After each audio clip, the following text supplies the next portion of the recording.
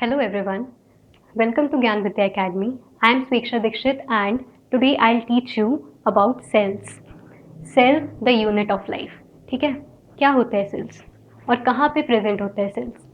जितने भी ऑर्गेनिजम्स हैं, भले ही कितने सिंपल हो या कितने ही कॉम्प्लेक्स हो, सब सेल्स से बने होते हैं. ठीक है, हमारा भी जो अगर हम ह्यूमन बॉडी की बात करें तो ह्यूमन बॉडी भी एक सेल से ओरिजिनेट हुई है और सेल्स से बनी है. ठीक है, तो इस क्लास में हम सेल का इंट्रोडक्शन पढ़ेंगे, डिस्कवरीज पढ़ेंगे,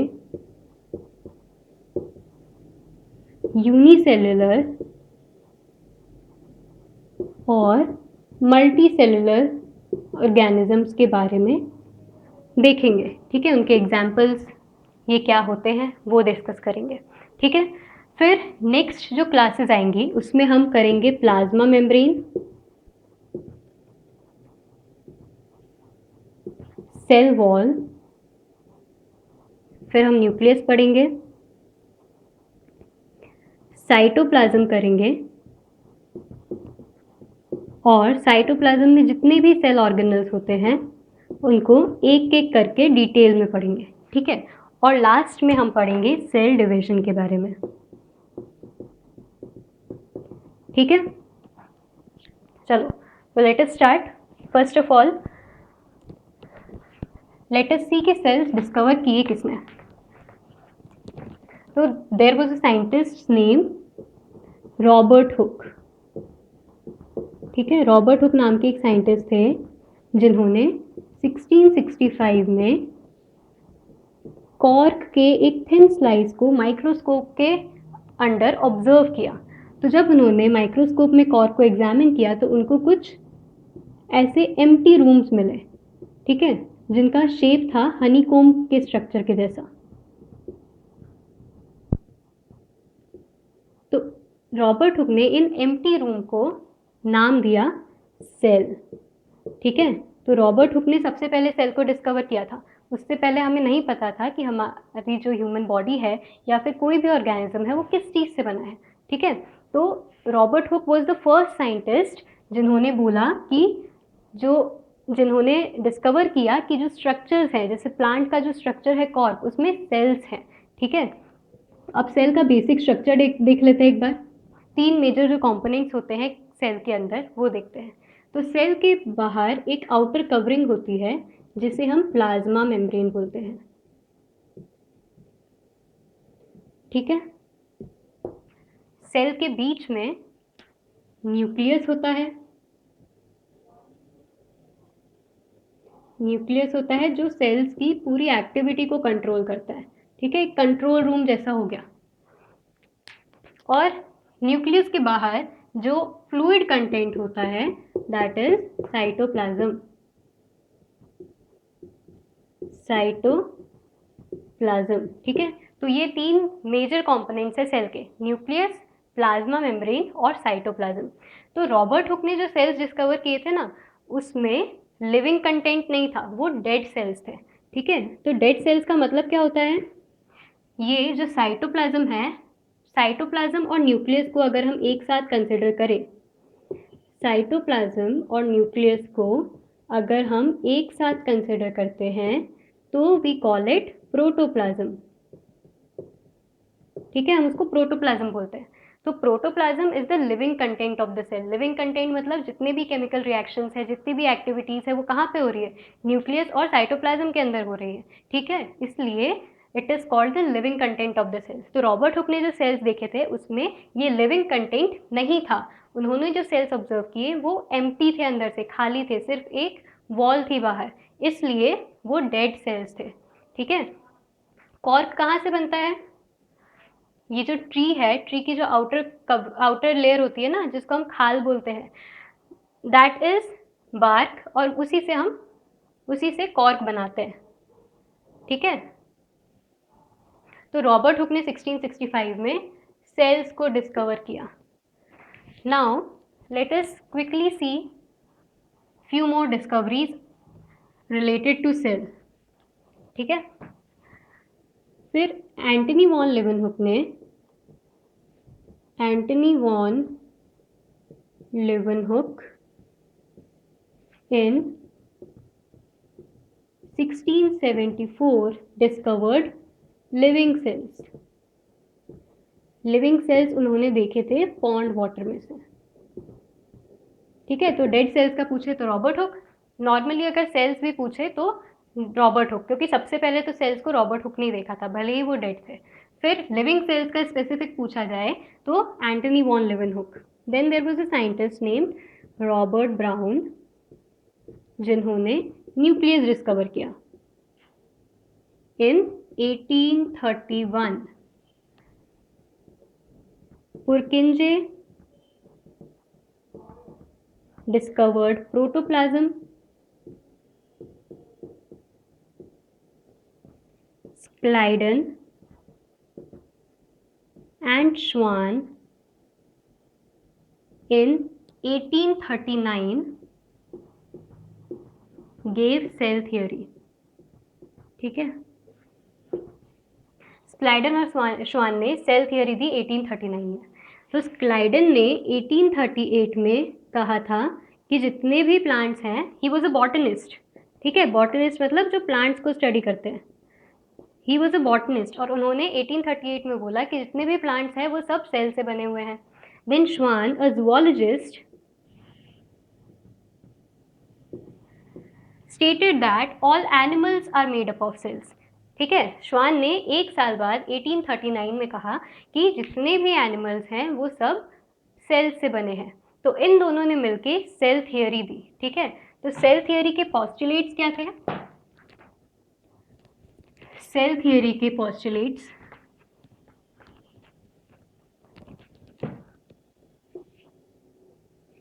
सेल थ्योरी का फर्स्ट पोस्टुलेट था दैट all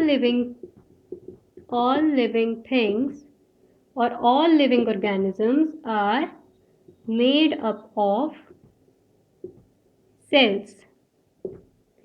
Second postulate था cell is the basic fundamental functional, basic is fundamental, ठीक है। cell is the basic functional unit of life. तो स्लाइडन और श्वान ने जो सेल थियरी दी उसके दो पोस्टुलेट्स थे, all living things are made up of cells and cell is the basic functional unit of life. Now in 1855 में वर्चो ने बोला कि every cell arises from pre existing cells, ठीक है। कब बोला? 1855 में। यहाँ पे लिख देते हैं पोस्टुलेट। उन्होंने पोस्टुलेट दिया, थर्ड पोस्टुलेट वर्चो ने दिया, that every cell arises from pre existing cells. इसका मतलब क्या है कि जितने भी सेल्स हैं वो पुराने सेल्स से बनते हैं, ठीक है। ओल्ड सेल्स जो होते हैं, जो पहले पुराने सेल्स होते हैं, उनमें सेल डिवीजन होता है और वो सेल डिवीजन से नए सेल्स बनते हैं, ठीक है। तो three postulates were all living things are made up of cells, cell is the basic functional unit of life and every cell arises from pre existing cells, ठीक है। तो ये हमने सेल के बारे में कुछ डिस्कवरीज देखी। अब चलो देखते हैं कि सेल की डेफिनेशन क्या है और उसका मतलब क्या है।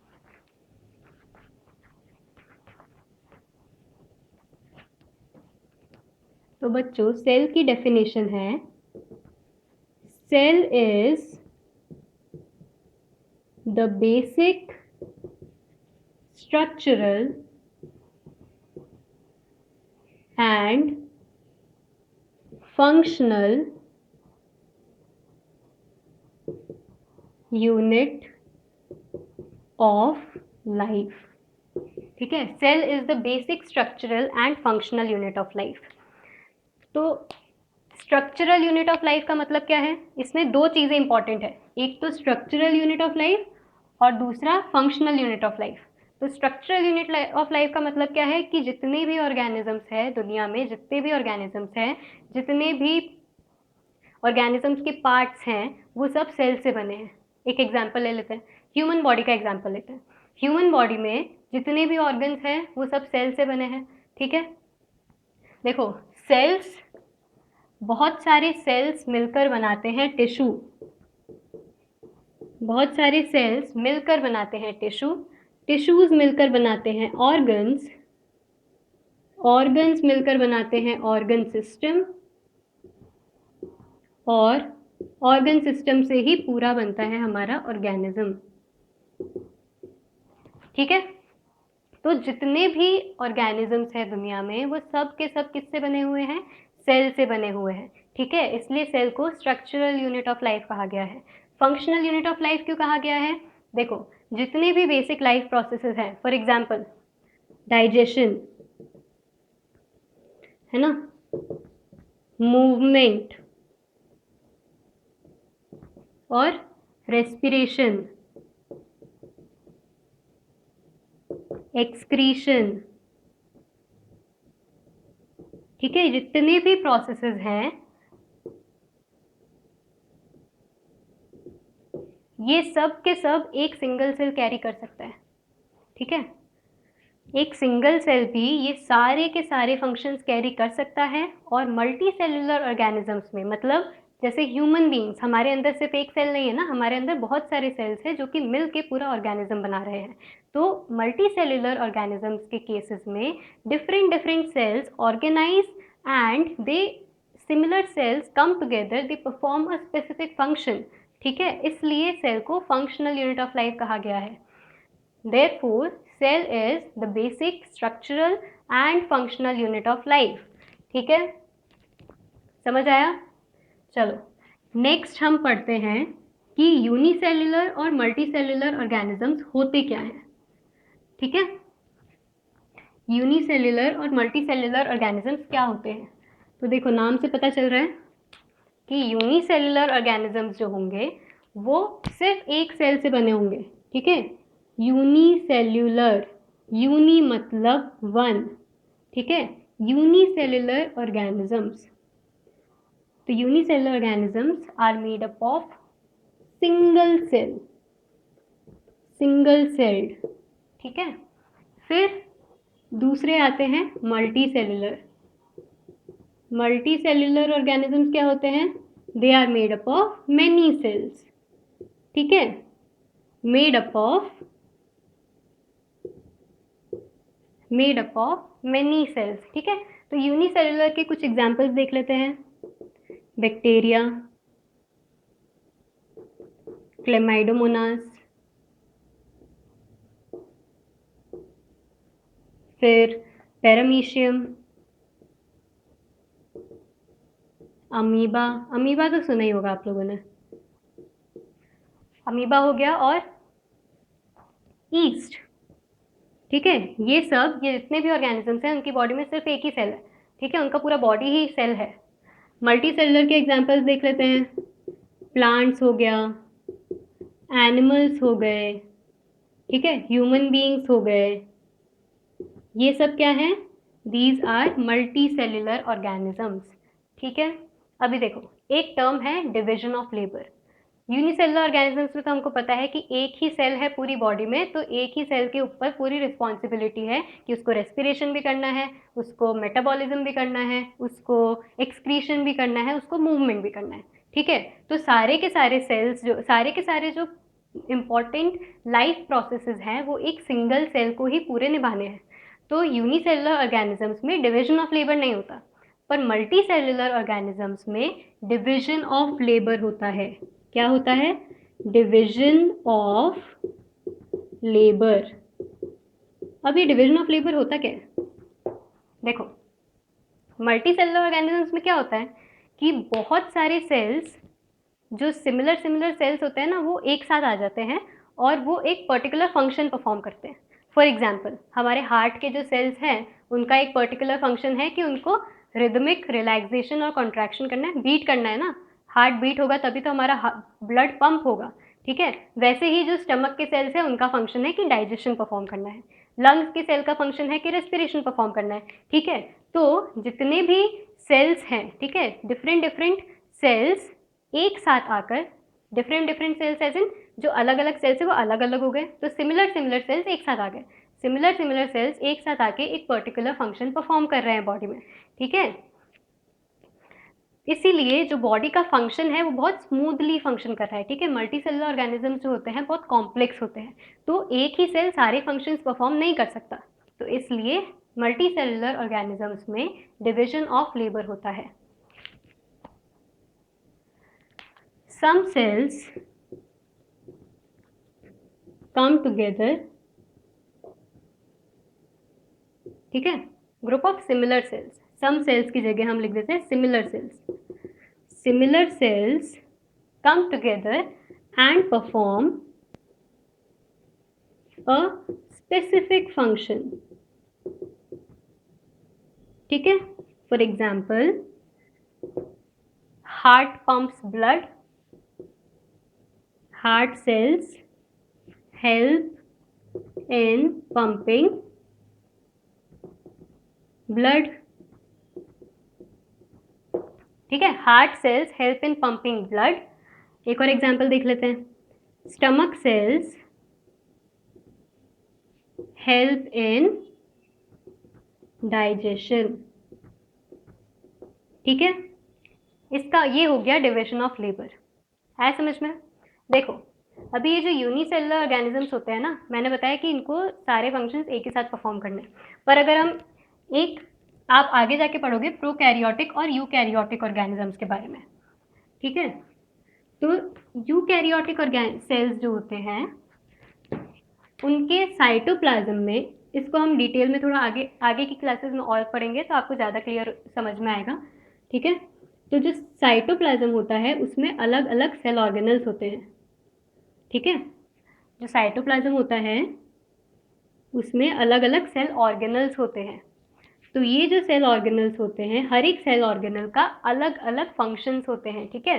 तो अगर हम एक सिंगल सेल की बात करें, अगर हम एक सिंगल सेल की बात करते हैं तो सिंगल सेल में भी डिविजन ऑफ लेबर दिखता है, ठीक है। सिंगल सेल का डिविजन ऑफ लेबर कैसा हो जाएगा,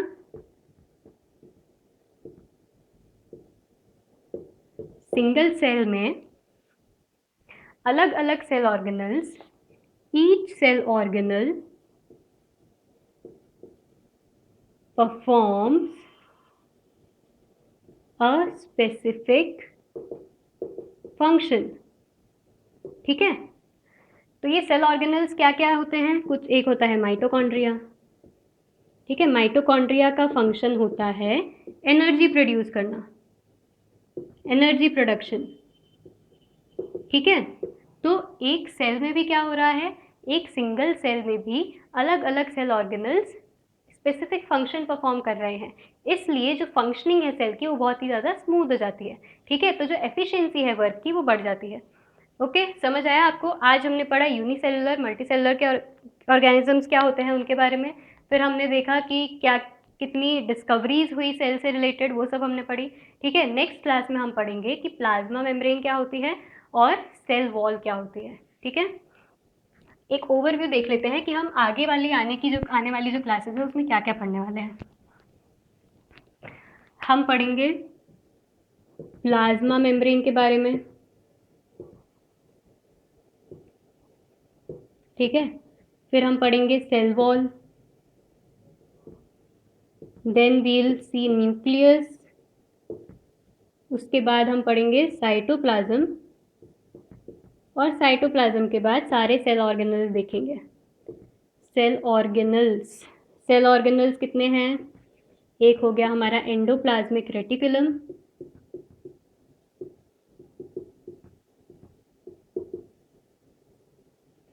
दूसरा हो गया गोल्गी अपैरेटस,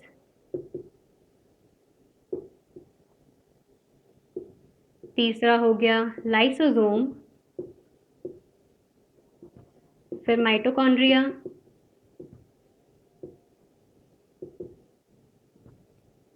प्लास्टिड्स, वैक्यूल्स, ठीक है। और उसके बाद हम पढ़ेंगे सेल डिविजन, ठीक है। तो आज के लिए इतना ही। Hope you understood my class well.